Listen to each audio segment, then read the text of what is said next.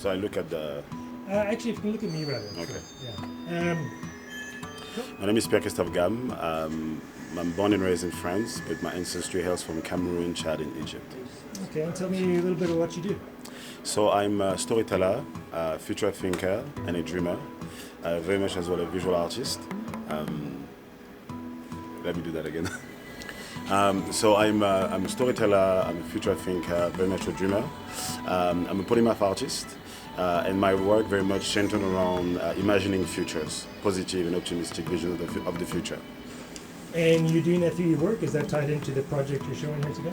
Yes. So this project is called Toguna.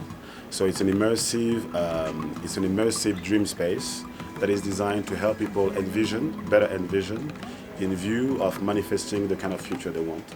And it's rooted around one quote, which is, the secret to reality is that everything is just a dream, and it is only when dreams are seeded onto the infinite sort of imagination that it can manifest into our world.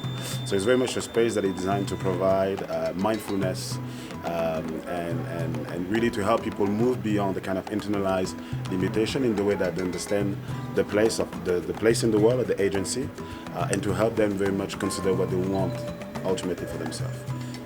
And how did you get into the immersive space? What was your journey there? So my practice very much evolved around storytelling, narrative, centered around the African cultural landscape, and very much the idea of the future.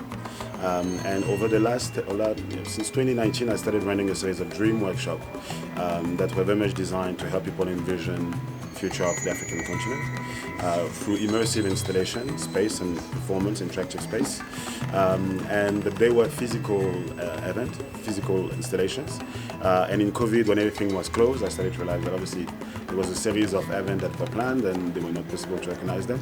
So I started to look at what were the possibilities in the digital space that will allow me to still run these immersive workshops online.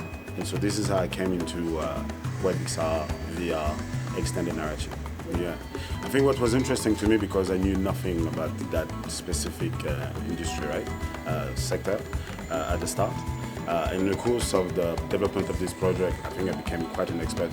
And what I started to notice is that there's a lot of self-taught. What is very interesting actually with this new technology is that a lot of the tools and the knowledge is available online for free. And so you have a lot of self-taught artists, 3D modelers, developers across the continent that are already creating projects.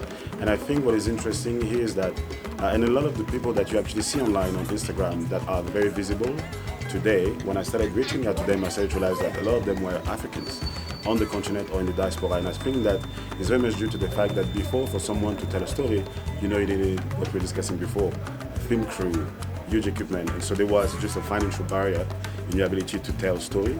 And now with this, it's just basically you and your computer in your house with the skills, and you can actually create very compelling, immersive narratives. And so I think this is something that a lot of young African artists are starting to tap into, and it's something that's going to go more. And so I think it's very much a unique opportunity for African stories that were not heard, that were not accessible because of the financial limitation, right, barrier. That I think this is going to be an opportunity for them to come to light. Thanks so much. That's good.